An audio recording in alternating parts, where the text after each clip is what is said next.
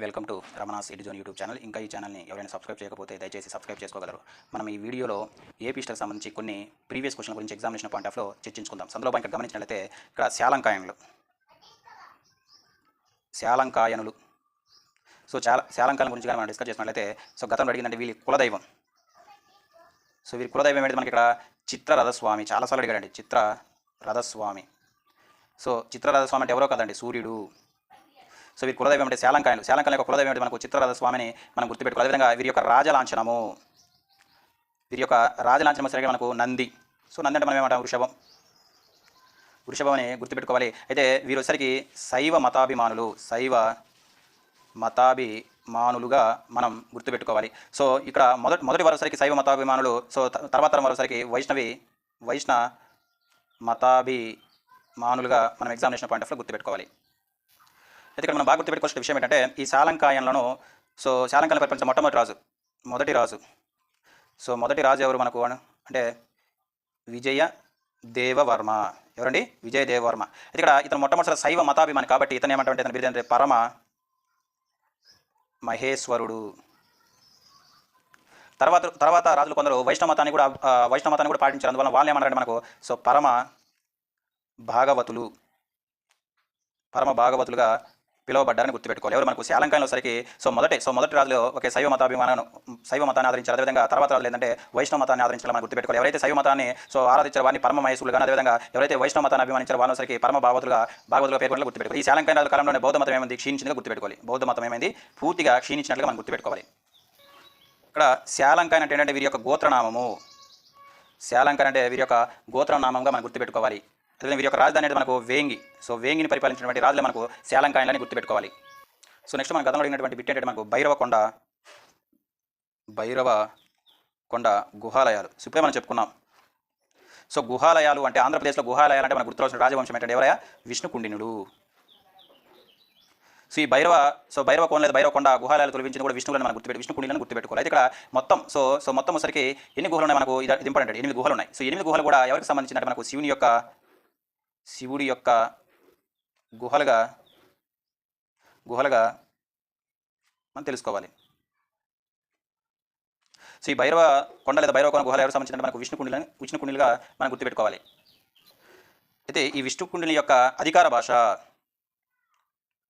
అంటే మనకు సంస్కృతము. అధికార భాష ఏంటంటే సంస్కృతం మనం గుర్తుపెట్టి మనకు సో బాగా గమనించినట్లయితే సో శాతవాహనుల అధికార భాష మనకు ప్రాకృతం. సో ఇక్ష్వాకుల అధికార భాష అంటే మనకు సేమ్ ప్రాకృతం.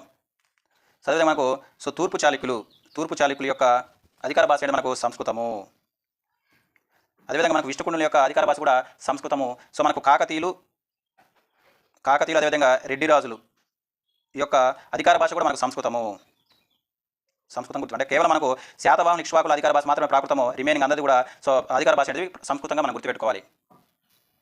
సో ఇక్కడ మనం గుర్తుపెట్టుకోవాల్సినటువంటి గతంలో బాగా పడుతున్నటువంటి బిట్ ఏంటంటే మనకు ఆంధ్రుల గురించి ప్రస్తావించిన మొదటి విదేశీ గ్రంథం. సో ఇది మనకు సో ఎవరు మనకు మెగస్తనీస్. సో మెగస్తనీసు సో మనకు గ్రీకు రాయబారి అండి. అంటే భారతదేశానికి మొట్టమొదటిసారి వచ్చినటువంటి విదేశీ రాయబారి అంటే మనకు మెగస్తనీస్గా గుర్తుపెట్టుకోవాలి. ఇతని గ్రంథం ఏంటి మనకు ఇండికా.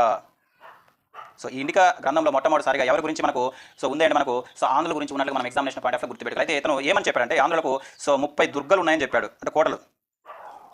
అదేవిధంగా 1,00,000 కాల్బలం, సో 3,000 గుర్రాలు, 2,000 ఏనుగులతో కూడినటువంటి సైన్యం ఉన్నట్లుగా సో ఎవరు మనకు వివరించారు మనకు ఇండికా గ్రంథంలో సో మెగస్తనీస్ సో వర్ణించినట్లుగా మనం ఎగ్జామినేషన్ పాయింట్ ఆఫ్లో గుర్తుపెట్టుకోవాలి. అయితే సో ఇక్కడ వచ్చేసరికి సో ఎవరి కాలంలో ఈ గ్రీకు రాయబారి మెగస్తనీస్ వచ్చినట్టు మనకు సో మౌర్య చంద్రగుప్తుని కాలంలో సో మనకు మెగస్తనీస్ ఇండియాకి రాయబారిగా వచ్చాడు. నెక్స్ట్ మనకు విష్ణుకుండిలు అనగానే మనం గుర్తుపెట్టుకోవాల్సింది విష్ణుకుండినులు అనగానే మనం గుర్తుపెట్టుకోవాల్సినటువంటి మరొక ఇంపార్టెంట్ అంశం ఏంటంటే ఘటికలు. సో ఈ ఘటికలు అంటే ఏంటంటే మనకు సంస్కృత విద్యా కేంద్రాలు. సో ఘటికలు ఏంటంటే మనకు సో విద్యా కేంద్రాలుగా మనం గుర్తుపెట్టుకోవాలి. అయితే ఇక్కడ మనం బాగా గుర్తుపెట్టుకోవాల్సిన విషయం అంటే ఘటికల యొక్క ప్రస్తావన మొట్టమొదటిసారిగా సో ఏ రాజుల కాలంలో ఉందంటే మనకు విష్ణుకుండి రాజుల కాలంలో ఉన్నట్లు మనం గుర్తుపెట్టుకోవాలి. అయితే సో ఈ ఘటికలలో చతుర్దశ విద్యలను చతుర్దశ విద్యలను అంటే ఎన్ని విద్యలను సో 14 రకాల విద్యలను పండితులు బోధిస్తారని మనం గుర్తుపెట్టుకోవాలి. అదేవిధంగా సో ఎవరి ఏ రాజు కాలంలో సో ఇక్కడ మనకు గడికల గురించి ప్రస్తావన ఉందంటే మనకు సో విష్ణుకుని రాజు అయినటువంటి ఇంద్ర భట్టారిక వర్మ కాలంలో ఈ గడికల గురించి ప్రస్తావన ఉన్నట్లు మనం గుర్తుపెట్టుకోవాలి. ఇతను ఒక గడికను స్థాపించాడండి. అదే మనకు కీసరగట్టు సమీపంలో సో ఒక గటిక స్థానాన్ని స్థాపించాడు. కీసరగట్టు సమీపంలో ఉన్నటువంటి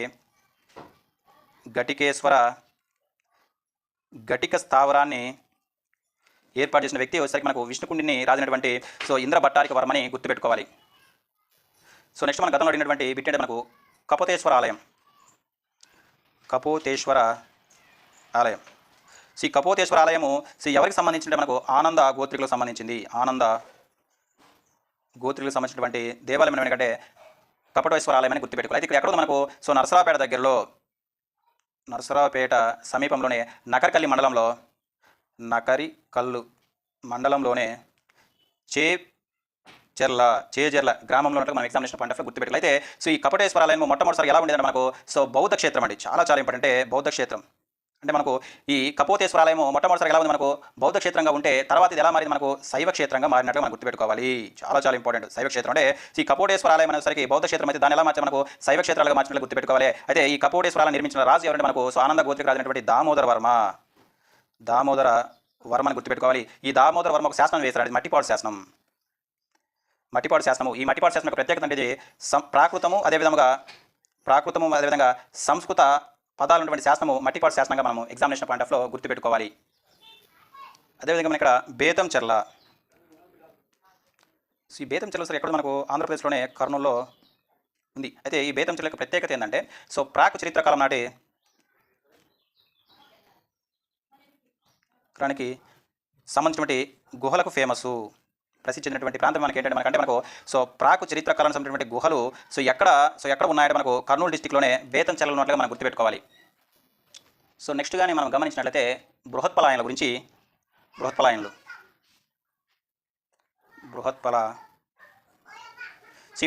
గురించి సో మనకి బృహత్పలాయన పరిమితి ఏకైక రాజు అంటే మనకు లభిస్తున్న సమాచారం ప్రకారం ఈ బృహత్పలాయనలో ఒకే ఒక రాజు పరిపాలించింది. అతనే మనకి ఏంటంటే జయరాజు అని గుర్తుపెట్టుకోవాలి. ఇతను వేసినటువంటి శాసనం మనకు చాలా అడగడం జరిగింది. ఇతను వేసినటువంటి శాసనం మనకు కొండముది తామ్ర శాసనం. సో ఈ కొండముది తామ్ర శాసనం యొక్క సో ప్రాముఖ్యత ఏంటంటే మనకు ఆంధ్రప్రదేశ్లో మొట్టమొదటి తామ్ర శాసనంగా మనం ఎగ్జామినేషన్ పాయింట్ ఆఫ్ గుర్తుపెట్టుకోవాలి. అయితే ఈ తామ్ర శాసనం సరికి అంటే ఈ కొండముది తామ్ర శాసనం సరికి సో మనకు ఏ భాషలో రాయడం మనకు ప్రాకృతము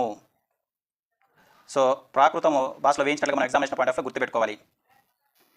సో మన గతంలో చెప్పుకోవడం జరిగింది. సో ఆంధ్ర చరిత్రలో తొలి హిందూ గుహలు నిర్మించినటువంటి రాజులు ఎవరు మనకు విష్ణుకుండిని గుర్తుపెట్టుకోవాలి. అందులో భాగంగా మనకు సో విజయవాడ ఉన్నటువంటి ఇంద్రకిలాద్రి అదేవిధంగా సో ఉండవల్లి గుహలు మొగలాజపురం అదేవిధంగా భైరవకోన గుహలు సరికి ఎవరి కాలం సంబంధించి మనకు సో విష్ణుకుండిల కాలం సంబంధించిన ఎగ్జామినేషన్ పాయింట్ ఆఫ్ గుర్తుపెట్టాలి. అయితే ఈ గుహలన్నీ కూడా ఎవరి కాలంలో సో నిర్మించారంటే మనకు మొదటి మాధవ వర్మ కాలంలో నిర్మించినట్లుగా మనం తెలుసుకోవాలి. ఇక్కడ మనం చెప్పుకున్నాము శాలంకాయన్లు ఎవరిని పూజించారు మనకు చిత్రరథస్వామిని సో పూజించారు కాబట్టి వీటిని ఏమన్నారంటే చిత్రరథస్వామి పాదభక్తులు అని పిలవడం జరిగింది. అయితే ఇక్కడ మనము సో ఆనంద గోత్రికులను సరికి ఏమని పిలుస్తారు మనము త్రికూట పర్వతాధిపతులు. అదేవిధంగా విష్ణుకుండిలను వచ్చేసరికి శ్రీ పర్వత స్వామి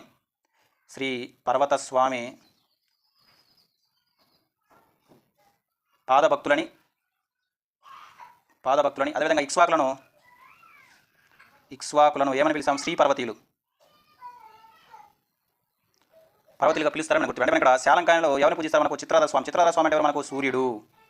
కావున వీళ్ళు ఏమంటే చిత్రరథ స్వామి పాదభక్తులు. వీటిని మనం అంటే బొప్ప భట్టారికలను కూడా పిలిచారు. వీళ్ళని సో చాలా ఇంపార్టెంట్. బప్ప భట్టారికులు అంటే సో తండ్రిని కొలిచేవారని అర్థం. సో ఎవరిని శాలంకాయలకు మరొక పేరు మనకు బప్ప భట్టారికలను కూడా పిలిచినట్టు మనం గుర్తుపెట్టుకోవాలి. అదేవిధంగా ఆనంద గోత్రులను సరిగ్గా త్రికూట పర్వతాది పాద భక్తులుగాను సో విష్ణువులను సరిగ్గా శ్రీ పర్వత స్వామి పాద భక్తులుగాను అదేవిధంగా ఇక్ష్వాకులను శ్రీ పర్వతాలుగా సో మనం పిలిచినట్లుగా మనం గుర్తుపెట్టుకోవాలి. సో మనకు ఏపీస్టర్లో భాగంగా సో మొదటి చాప్టర్ ఉన్నటువంటి సో మిగిలినటువంటి రాజవంశాలపై గతంలో ఉన్నటువంటి సో ప్రీవియస్ క్వశ్చన్లు సో వచ్చే వీడియోలో మరొక టాపిక్ గురించి మనం చర్చించుకుందాం. ఇంతవరకు చూసినందుకు ధన్యవాదాలు.